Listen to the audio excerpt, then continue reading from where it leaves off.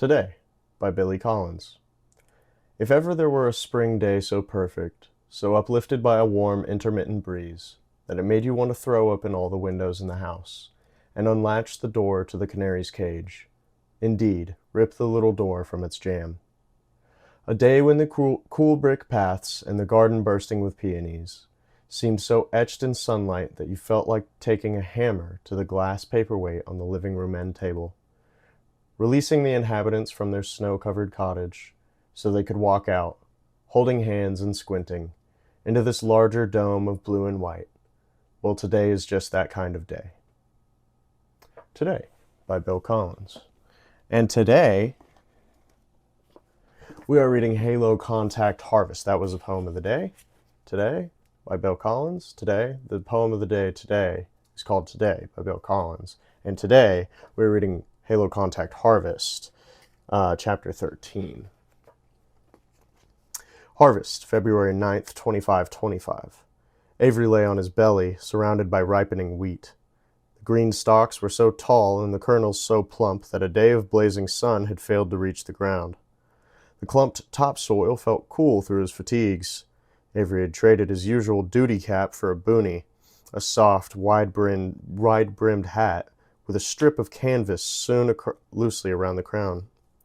Earlier in the day, he'd woven wheat stalks into the strip, and even though the stalks were now bent and frayed, as long as Avery stayed low, he was well camouflaged. Rifle bag dragging along behind him, Avery had crawled almost 3 kilometers from his parked Warthog to Harvest Reactor Complex. Along the way, he'd crested a long, low rise that Lieutenant Commander Alsigny had told him was actually the buried mass driver. If she hadn't, Avery would never have known. To keep the device hidden from alien eyes, Max Jotens had topped the rise with squares of soil and living wheat dug from other fields. All told, the crawl took Avery more than 2 hours, but he had been focused on stealth, not speed. In fact, in the last 10 minutes, he hadn't moved at all. His liveliest aspect was a reflection of the rustling wheat in his gold-tinted shooter's glasses. These had been part of the cache of the equipment and weapons the lieutenant commander had given out to the Marines. Like the BR-55 battle rifle Avery carried in his drag bag, the glasses were a prototype, a piece of hardware fresh from an ONI research lab. Refocusing his gaze, Avery checked a comm link in the upper corner of the glass's left lens, where a tiny HUD confirmed his exact position on Harvest, a little less than 500 meters west of the complex. Directly ahead, the field began sloping downward. Avery knew all he had to do was crawl a few more meters and the wheat would start to thin. This would give him good line of sight to the recruit's defenses and put him in position to execute his part of the assault he'd planned with Staff Sergeant Byrne. But the thinner cover would also give the militiamen the best chance they'd had all day to spot Avery, and he planned to stay put until he was sure of his advantage. Slowly, Avery reached between his legs, undid his rifle bag's plastic clasps, and withdrew his BR-55. After the fight aboard the freighter, Avery had spent plenty of time with the weapon at the garrison's range, assessing its strengths compared to the recruit's standard MA-5 assault rifle. The BR-55 shared the MA-5's bullpup design, magazine slot and breech positioned behind the trigger, but it came with an optical scope and fired larger 9.5mm semi-armor-piercing rounds. Technically, the BR-55 was a designated marksman's rifle, but it was the closest thing to a sniping weapon in Lieutenant Commander Alsigny's arsenal, and Avery knew from his work on the range that it was deadly accurate out to 900 meters, much further than the MA-5. He had given one of Alsigny's 3 other BR-55s to Jenkins. Byrne had kept one for himself, and awarded the final battle rifle to a balding middle-aged recruit named Critchley, providing 2nd Platoon with its own marksman capability. During their last session on the range, Avery had watched Jenkins and Critchley drill nice tight groups into the 500-meter targets, and he hoped, to his own disadvantage, that it would be just as accurate in today's live fire exercise. If only it was as simple as teaching them to shoot, Avery frowned. He removed a magazine from his black ballistic nylon assault vest and quietly slid it into his rifle. But being accurate didn't make you a killer, which is what combat was all about. Killing the enemy before it killed you. Avery was sure the aliens understood that. He had the scar to prove it.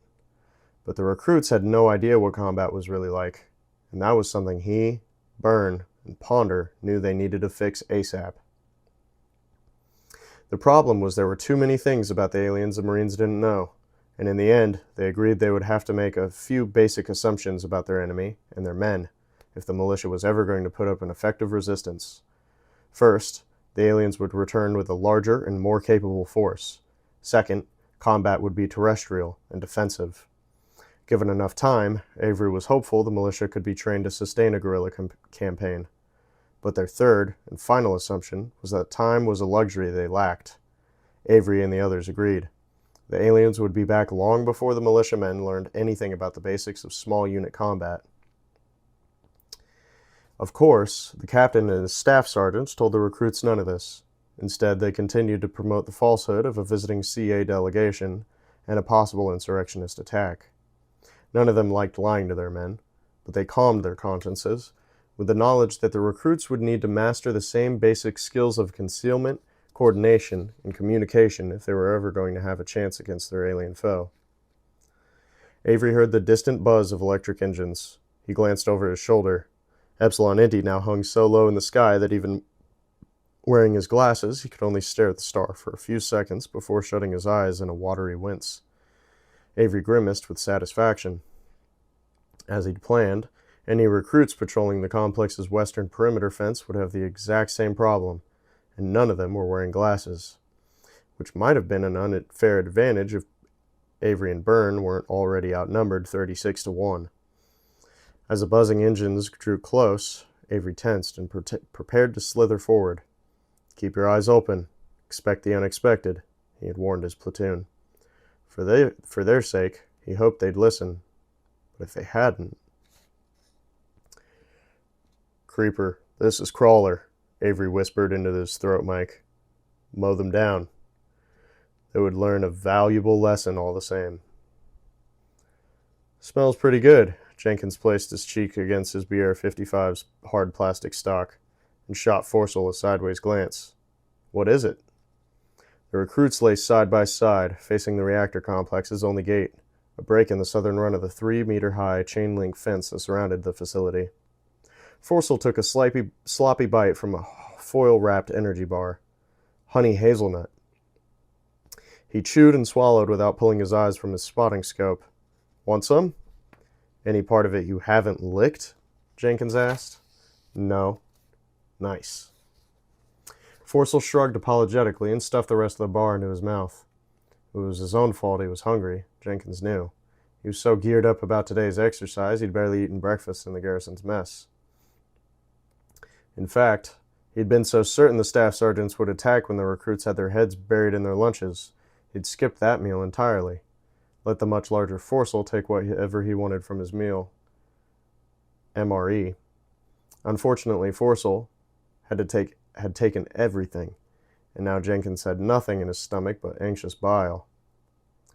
The two recruits wore helmets that covered their ears, swept low over their brows, and were painted to match their mottled olive-drab fatigues. Their color would have served them well in the surrounding wheat, but wasn't as useful in their current location. The roof of a 2-story polycrete tower in the center of the complex that covered the reactor as well as Mac's data center. A high-pitched alert chimed from a speaker in Jenkins' helmet. Under Captain Ponder's supervision, the recruits had staked motion trackers all around the perimeter, switching the pole-mounted units to their highest sensitivity. While this gave them coverage beyond 1,000 meters, the trackers kept pinging ghosts, swarms of honeybees, flocks of starlings, and now a flight of Jotun dusters. Squinting past Forcel, Jenkins watched a trio of the needle-nosed, thin-winged planes buzz the western wheat. The dusters had been making long, serpentine passes all day, spraying a top dressing of fungicide, but this was their closest pass yet. A trailing white cloud billowed toward the complex, prompting the 12 recruits of 2nd Platoon's Bravo Squad, 2B, guarding the western fence to turn away from the drifting chemicals, cover their mouths, and cough. These weren't indications of any real physical distress. Jenkins had applied enough of the organic compounds to his family's own crops to know it was perfectly safe to breathe. but rather expressions of the recruits' fatigue and discontent. "What time you got?" Jenkins asked. Forcel squinted at Epsilon Indy. 16:30, give or take. Almost sunset, Jenkins thought. Where the hell are they? The rules of the exercise were simple. To win, either side needed to eliminate half the other. This meant Johnson and Byrne would have to drop 36 recruits, while the recruits only had to neutralize one of them. While the odds stacked so heavily against the staff sergeants, it had seemed likely they would try to attack early before the recruits got settled. And the two of them had torn out of the complex's gate in their Warthog a little after 0900. The recruits had quickly divided into their squads, 3 in each platoon, and rushed to secure different sectors of the complex. Along with the rest of one Alpha squad, Jenkins and Forcel had hustled to the reactor tower. The weather-beaten structure looked a little bit like a birthday cake. The second of its 2 circular stories had a smaller diameter than the first, and was topped with a cluster of candle-like aerials for Max Maser and other comm devices. The tower was the only above-ground building in the complex, and the only building for hundreds of kilometers in all directions. Jenkins and Forcel had climbed up 2 flights of ladders to the second-story roof and gone prone, the most stable stance for shooting, if you could afford the loss of mobility. Resting his BR-55 across his rucksack for additional support, Jenkins had eased into his rifle scope just in time to see the staff sergeant's Warthog turn off the reactor complex's paved access road and head south down the highway toward Utgard. Adrenaline pumping, Jenkins had immediately pulled his battle rifle's charging handle, cycled around into the chamber. He had thumbed the fire select switch to single shot, tensed his finger on the trigger, and then nothing. Just hour after hour of blazing heat. The recruits had quickly begun to grouse that the real purpose of this exercise was to see how long they could stand being suckers. An overweight and outspoken 1A recruit named Osmo theorized that Johnson and Byrne had gone to Utgard for cold beer in an air-conditioned bar, leaving Epsilon Indy's broiling light to win the exercise for them. FCPO Healy had told them all to shut it, emphasizing that as long as they kept their helmets on and stayed hydrated, they'd be safe from heat stroke. For his part, Captain Ponder had remained in his Warthog, parked in the shade of a portable triage tent near the front gate, quietly smoking his Sweet William cigar. "A beer would be nice," Jenkins murmured, listening to the Jotun's Duster's engines fade. Even though he'd spent the day on his stomach hardly moving, sweat had poured out of him. There were at least 10 empty water bottles scattered between his and Forcel's boots, and Jenkins was still thirsty. "Eyes on the big one," Forcel announced, lazily sweeping his scope to the east. "Again?" Turning to Forcel's gaze, Jenkins saw a single Jotun combine, a giant machine painted dark blue with yellow detail stripes.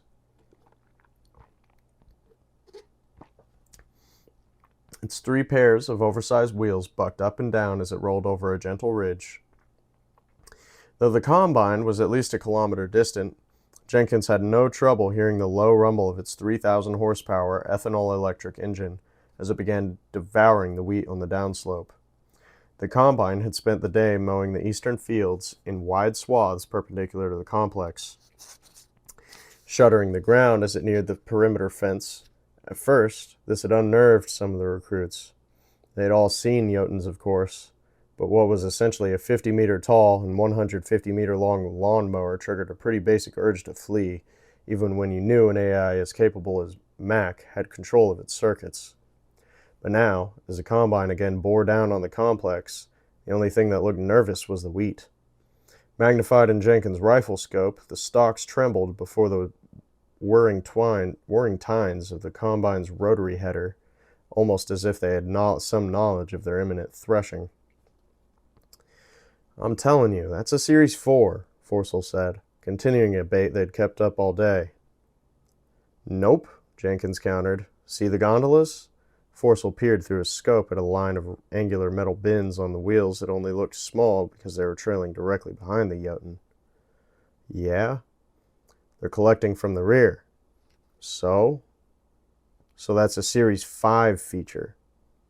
4's dumped to the sides." Forcel thought about that for a second, then gave up with an awkward admission. It's been a few seasons since we upgraded. Jenkins winced. He'd forgotten Forcel came from a modest family. Not only did Forcel's parents own fewer acres, but their soy also sold for much less than Jenkins' corn and other grains. In all likelihood, Forcel's parents were still getting by with a handful of used Series 2s. Fives aren't worth it, Jenkins said, watching the gondolas fill up, then hurry back over the rise to a nearby maglev depot. Hybrid engines are way too expensive, unless you're processing your own ethanol. Hey, we got something. Forcel's body tensed. Just pulled off the highway. Jenkins realigned south. A singular vehicle, a green and white taxi, was approaching the complex at high speed. For a moment, it dipped down a dip in the access road. Think it's them? Forcel asked. Dunno. Jenkins swallowed dryly. Better send the word. All squads, got a vehicle coming in. This a joke, Forcel? Styson growled over the comm. Byrne had promoted the dark-haired constable to squad leader of 2A, and assigned him to guard the complex gate. It's too hot for any of your bullshit. See for yourself, Jenkins urged. The final stretch of the road was completely flat, a straight shot of cambered pavement to the gate. Even without magnification, the sedan was impossible to miss. Look sharp, Styson bellowed to his squad, sitting in two sun-baked clumps behind sandbag berms on either side of the gate. Das, give me some cover. Jenkins heard movement on the first-story roof, directly below his position. On your feet, boys, Das bellowed. 1A's squad leader was a little overweight, but he was also very tall. As a result, the middle-aged maglev engineer didn't look fat so much as thick.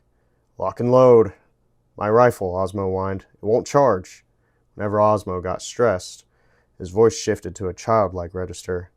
Usually this made Jenkins laugh, but not now. Pull your magazine, then reset it, Das said. Make sure it goes all the way in. Jenkins heard the scrape of metal on metal, then its successful clack of a rifle bolt. Sorry, Das. It's all right, but you gotta calm down. Focus. By his patient but forceful tone, it was easy to tell that Das was a father. 1 boy, 2 girls. Just make sure you watch what they shoot, Styson growled. The constable had a prickly personality that had only gotten worse since his defeat during the pugil competition. As much as Jenkins wished he could mute Styson from the comm channel, all the recruits shared, he knew Styson had a point.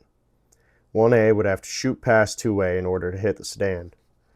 Das answered in a friendly tone. Do your job, Styson, and you won't have anything to worry about. Rising to the challenge, Styson marched to the center of the gate. Holding his MA5 to his right shoulder, he held out his left hand in a sign to stop. The sedan slowed and came to a halt 20 meters in front of Styson. For a few seconds, all the recruits simply stared at the heat distortion rolling from the vehicle's roof. Out of the vehicle, now! Styson barked, leveling his weapon at the windshield, but the stand doors remained shut. Jenkins felt his heart pounding in his chest. Thermal? He whispered to Forcel, hoping the spotting scope's more sophisticated optics could confirm if either of the staff sergeants was in the sedan. Negative, Forcel replied. It's all white. Exterior's too hot. First team, Styson barked. Move up. Jenkins watched 4 recruits move out from behind the western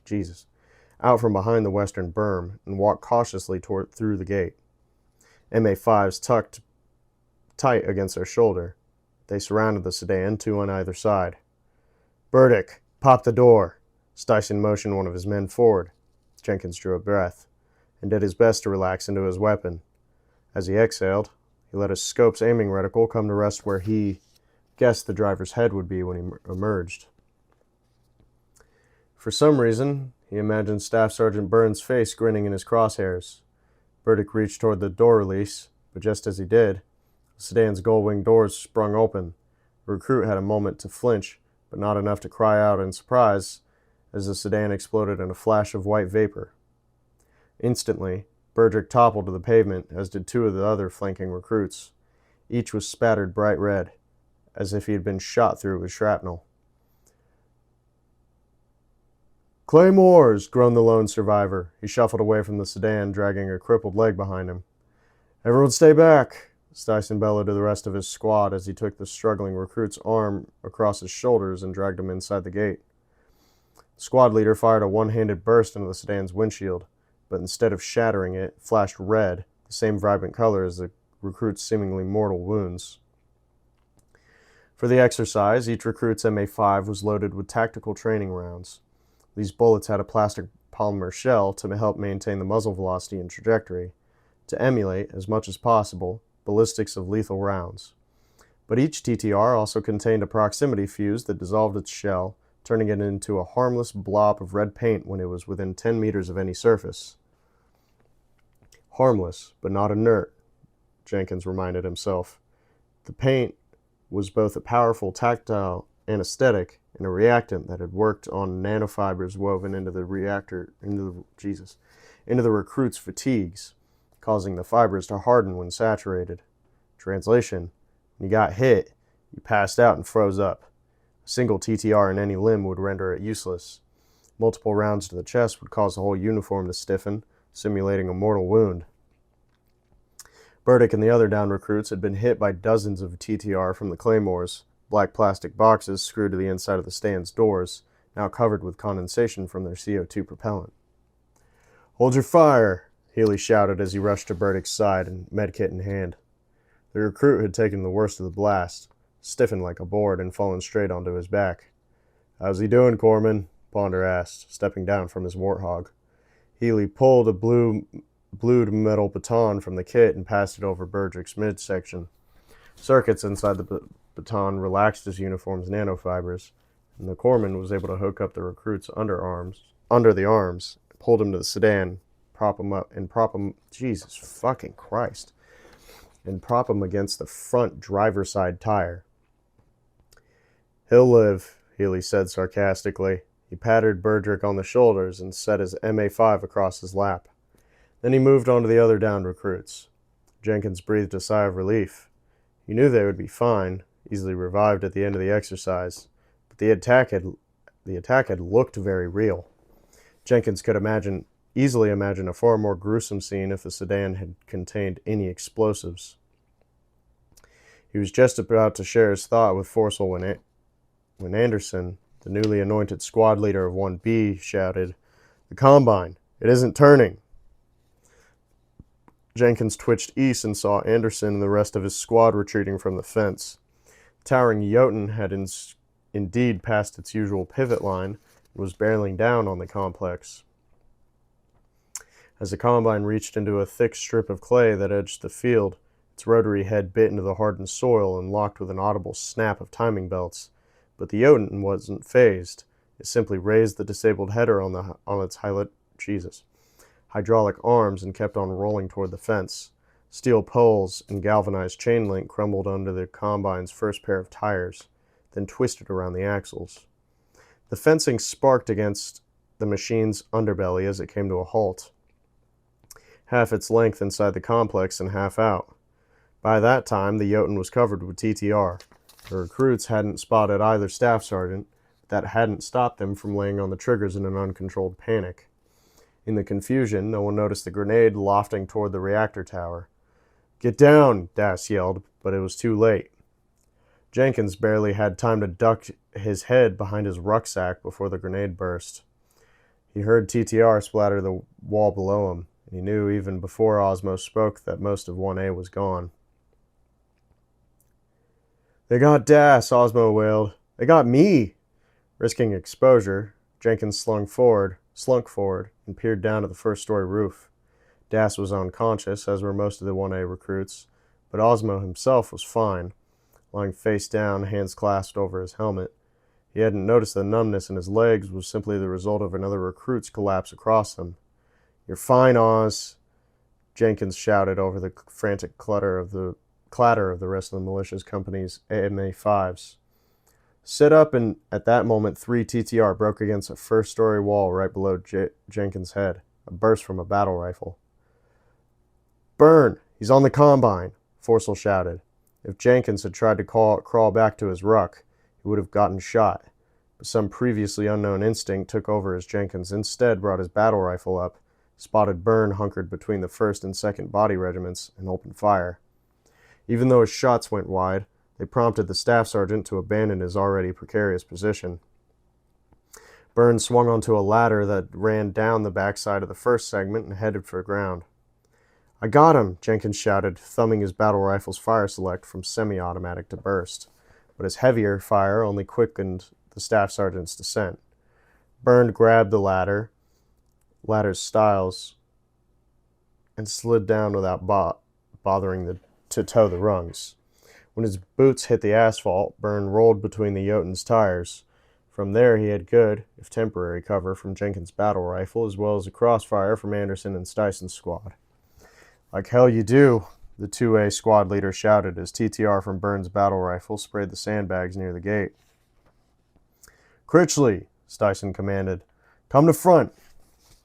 Jenkins gritted his teeth. He didn't appreciate Styson calling him out on the open comm. And besides, Critchley and his spotter were set up at the northern ridge of the first-story roof and were supposed to be watching Jenkins' back. "I said I got him," Jenkins retorted, drilling a burst against the Jotun's tire. "Shut it, Jenkins," Styson roared. "Critchley, respond." The second platoon marksman didn't say a word. "Forcel, check your comm," Jenkins shouted. Each recruit's comm pad was constantly monitoring his vitals. If one of them went down, the loss registered on the local network. "Critchley's gone," Forcel replied, voice shocked. "So is all of 1C." "What?" "We've lost everyone on the western fence." Jenkins saw Byrne's battle rifle flash from the shadows beneath the Jotun. One of the 1A's recruits screamed as he fell. "It's got to be close to 30 casualties," Jenkins thought grimly. He squeezed off 2 more bursts, then rolled to his side and swapped magazines. "Styson, we're heading to the back." "No, goddammit," Styson cursed. Then to 2C's squad leader, tasked with guarding the northeastern corner of the complex. "Habel, shift west. It's got to be Johnson." Just hearing his staff sergeant's name made Jenkins' stomach churn. He and the rest of the recruits had spent the day belly-aching about the heat, unaware they'd be resting between the jaws of a well-set trap. Now with Byrne firmly entrenched and Johnson pressing, it was only a matter of time before the recruits were crushed. "Oz?" Jenkins asked, rising to a knee. "You still kicking?" Yeah. You've got good height. You can keep Byrne pinned. But just do it, Osmo." Jenkins tapped Forcel on the shoulder. They locked stares, and Jenkins knew Forcel was thinking the exact same thing. When you're caught in a trap, you fight your way out. "Styson," Jenkins announced. "First marksmen are on the move." From the top of the rise, Avery had a panoramic view of the complex. Critchley and his spotter were an easy shot, but he'd waited for Byrne to crash the fence and draw the recruits' attention before he fired twice, hitting both recruits in the side of their heads. Circuits in their helmets registered the lethal headshots and instantly froze their uniforms. In the general clamor of automatic weapons fire, Avery was confident none of the other recruits had heard his shots ring out. He also bet none of the militiamen would bother to check their motion trackers now that the device's signals had been thoroughly confused by the cloud of fungicide. The chemicals had coated Avery in fine white powder as they settled into the wheat, and he looked almost as comical as he rose from the field, as if some unseen prankster had loosened a bag of flour overhead. But there was nothing humorous about Avery's intent. He planned to drop every recruit guarding the western fence before they stopped thinking about Byrne and remembered to watch the perimeter. As Avery ran down to the side, battle rifle up, and plump colonels batting at his elbows, it struck him that this was the first time since Trebuchet that he'd fired on a human being. This was different, of course. It was an exercise with practice ammunition. But Avery couldn't help noticing how easy, how automatic it was for him to put someone in the crosshairs and pull the trigger. This was just good training, Avery knew, and while he wasn't happy with the way he'd put his skills to use, he was determined to pass them on, instill in his men the same confidence and lack of hesitation in the fight to come. They would need both to stay alive. Jeez. Avery heard a grenade go off. The noise was much more muffled than the claymores he and Byrne had affixed to the sedan's doors before letting Mac bring the vehicle to the complex gate. The AI had been more than happy to help them with their exercise, had actually been the one to suggest using the Jotun Combine as an additional distraction. Avery wasn't quite sure why, except that, like the Marines and Lieutenant Commander Alsigny, Mac must have known Harvest Reactor would be a juicy target for any hostile force, and was eager to let the militia practice its defense. Avery didn't fire through the fence. He knew the chain link would shred his battle rifle's TTR before they hit their targets, but the same would be true for the recruits' shots as well. So it was with reasonable confidence of not getting shot that Avery sprinted over the hard clay border between the wheat and the fence and leapt onto the chain link. Almost immediately, one of the 1C recruits, Wick, heard the rattling metal and turned. His already frightened eyes widened to saucer size as he saw what must have looked like Avery's ghost jump down inside the compound, billowing white fungicide. Before Wick could recover, Avery unslung his battle rifle and pumped 2 rounds into the center of his chest. The recruit's scream carried above the din, causing 3 of his squadmates to turn. Avery dropped each one left to right before switching his rifle to burst fire and strafing the confused remains of 1C. As the last recruit fell, the illuminated ammunition counter below the battle rifle's scope displayed 3 rounds remaining. But just as Avery pulled a fresh magazine from his assault vest, he started taking fire from his east. Squad 2C had swung around the back of the reactor tower. If the recruits had run a little faster or remembered to settle into more stable stances before opening fire, they would have caught Avery in a very bad spot. But their opening shots were wild, and all they did was give Avery time to roll left, putting the curve of the tower in between him and unexpected fire. By the time the first of the 2C recruits came charging around the bend, Avery had reloaded. He dropped 2 and forced the rest of the squad to pull back and bunker down. Waste valuable seconds debating when and how they should attempt to flank Avery's position. Charlie 1 is gone, Avery growled into his throat mic. I'm getting heat from Bravo 2. I just blew your Alpha boys to hell, Byrne replied. He paused to snap off a few rounds. But I'm still taking fire from up top. Must be my marksman. How's that? Yours are dead. Well, quiet 'em down, will you? On it.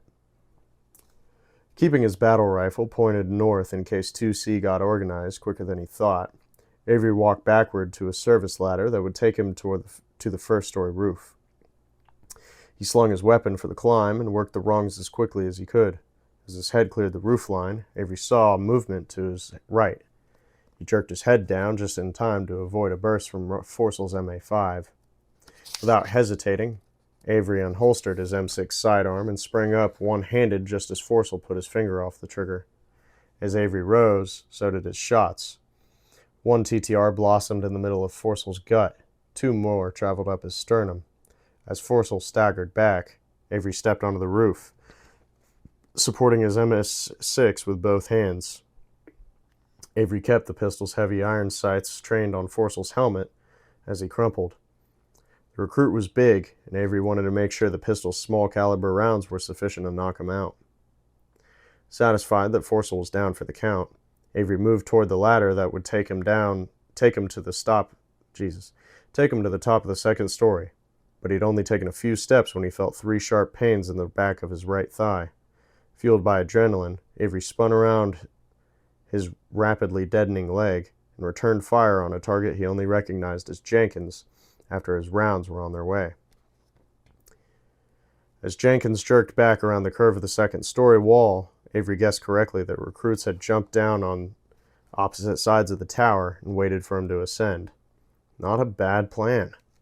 Avery grimaced as he hobbled up against the wall. Rather than stay locked in a failing defensive position, the marksmen had staged their own ambush. Whether or not they succeeded, Avery admired their initiative. He jerked his M6 up and down, disengaging its half-spent magazine. Then he reloaded and thrust the pistol straight out from his body along the wall.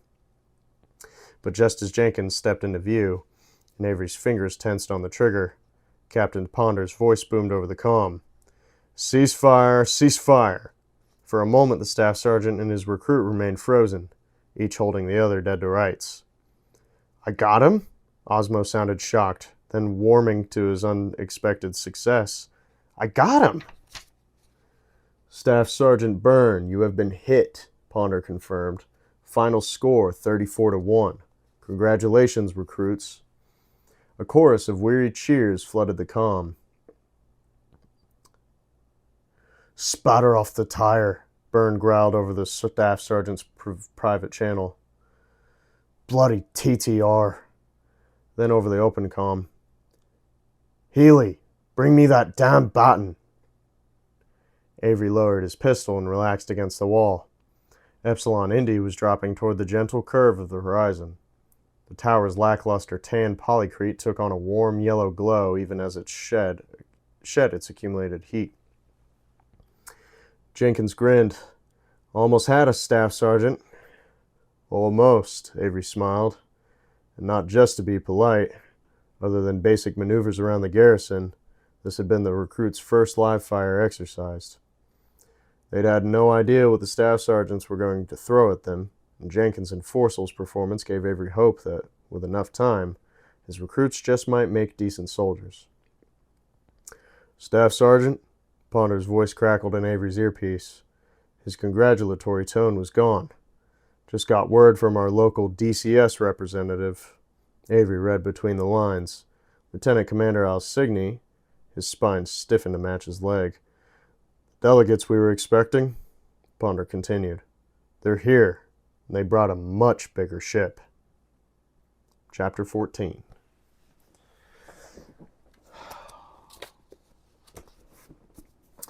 Fucking amazing as always.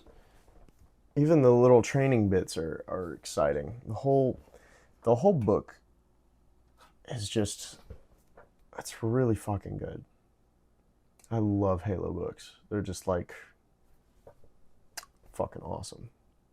Anyway, hope you enjoyed. Please like, comment, subscribe, and I'll see you in the next one. Peace.